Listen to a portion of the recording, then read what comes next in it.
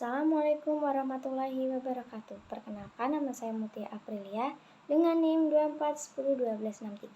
24101263200615. Di sini saya akan menjelaskan materi yang berjudul Hakikat Bimbingan dan Konseling di PAUD. Sebelumnya saya akan menjelaskan tentang latar belakang. Jadi, bimbingan dan konseling bagi anak usia dini merupakan program krusial yang harus dilaksanakan karena 5 tahun pertama kehidupan anak merupakan masa emas atau yang disebut dengan masa golden age, yang paling tepat bagi pembentukan kepribadian anak. Selain itu, bimbingan dan konseling di sekolah akan membantu mewujudkan tujuan pendidikan serta bimbingan dan konseling itu sendiri yaitu mengoptimalkan perkembangan anak. Selanjutnya kita akan membahas tentang hakikat dan konsep dasar di PAUD. Apa sih itu bimbingan? Bimbingan merupakan bentuk dari pengarahan yang diberikan kepada seseorang secara terencana dan terus-menerus kepada seseorang sehingga tercapainya tujuan dari seorang yang diberi pengarahan. Sedangkan konseling sendiri yaitu merupakan hubungan yang bersifat membantu dalam memberikan nasihat kepada seseorang untuk memecahkan suatu permasalahan yang dihadapinya. Sedangkan menurut Kamus Besar Bahasa Indonesia, bimbingan dapat diartikan sebagai petunjuk atau penjelasan cara mengerjakan sesuatu. Sedangkan konseling adalah pemberian bimbingan oleh yang ahli kepada seseorang dengan menggunakan metode psikologis. Konseling juga bisa diartikan sebagai pemberian bantuan oleh konselor kepada konseling sedemikian rupa sehingga pemahaman terhadap diri sendiri meningkat dalam memecahkan berbagai masalah.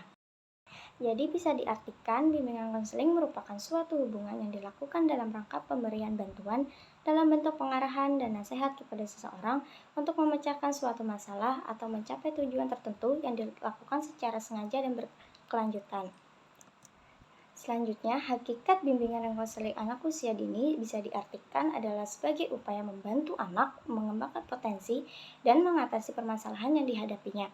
Bimbingan dan konseling anak usia dini dilakukan secara struktur dan terorganisasi oleh konselor yang sudah terlatih. Selanjutnya, kita akan membahas konsep dasar BK di PAUD. Jadi, konsep dasar BK di PAUD merupakan suatu proses dalam membantu individu mengatasi hambatan-hambatan perkembangan dirinya sehingga dapat mencapai perkembangan kemampuan pribadinya secara optimal. Bimbingan konseling anak merupakan proses yang terjadi antara anak dan seorang konselor.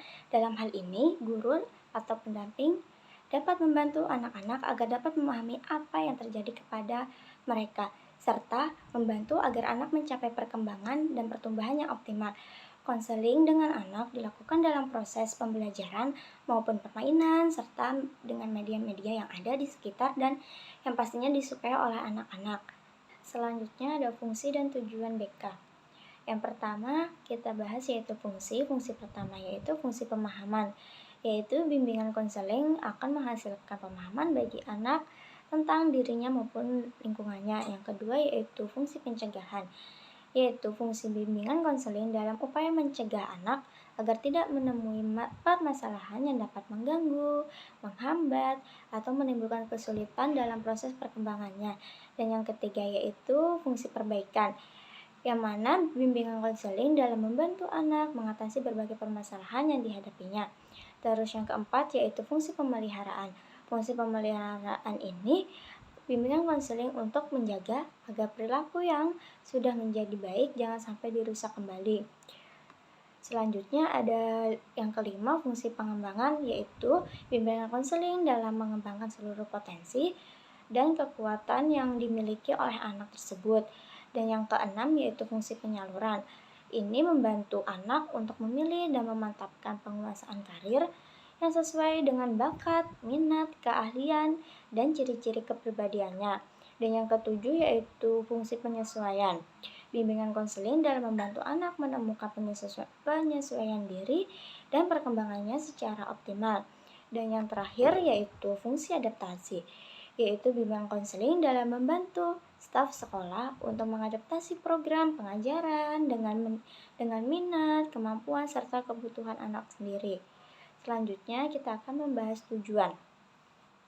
Jadi tujuan BK pada anak usia dini secara khusus dilakukan untuk membantu mereka yang pertama agar dapat lebih mengenal dirinya, kemampuan, sifat, kebiasaan, dan hal yang disukainya.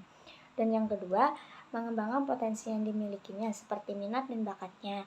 Terus yang ketiga yaitu mengatasi hambatan atau kesulitan yang sedang dihadapi. Mungkin yang sering terjadi yaitu kesulitan belajar atau pemahaman.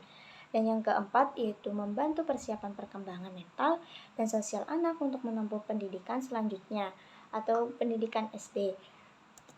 Selanjutnya kita akan membahas tentang ruang lingkup BK di PAUD. Nah, dilihat dari fungsi dan tujuan tadi, lingkup layanan untuk anak usia dini mengutamakan penekanan pada jenis-jenis kegiatan seperti berikut. Yang pertama yaitu bimbingan pribadi dan sosial. Ini untuk membantu anak dalam memecahkan masalah-masalah pribadi sosialnya seperti hubungan dengan sesama teman, guru atau pendamping di tempat belajar, pemahaman sifat dan kemampuan diri, penyesuaian diri dengan lingkungan sekitar dan masyarakat, ataupun tempat tinggal mereka, dan penyelesaian konflik. Selanjutnya yang kedua yaitu bimbingan belajar. Jadi ini untuk membantu para anak dalam menghadapi dan memecahkan masalah-masalah yang terjadi dalam pembelajarannya. Dan yang ketiga yaitu bimbingan karir. Ini untuk membantu anak dalam perencanaan, pengembangan dan pemecahan masalah-masalah karirnya, seperti pemahaman terhadap jabatan dan tugas-tugas kerja, pemahaman kondisi dan kemampuan dirinya. Itu tadi penjelasan dari saya. Selanjutnya saya akan membacakan kesimpulan. Jadi, bimbingan dan konseling adalah bantuan yang diberikan untuk membantu anak memahami diri, lingkungan, dan merencanakan masa depan. BK anak usia dini bertujuan untuk mengembangkan potensi anak serta mengatasi masalah yang dihadapi. Fungsi BK anak usia dini yaitu mencakup pencegahan masalah, pemahaman diri, dan bantuan dalam memecahkan masalah. Tujuan utama BK sendiri yaitu untuk membantu anak mengembangkan diri sesuai dengan tahap perkembangan dan kemampuan mereka.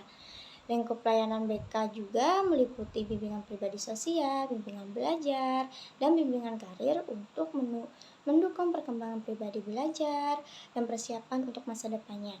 Jadi sekian dari saya. Assalamualaikum warahmatullahi wabarakatuh.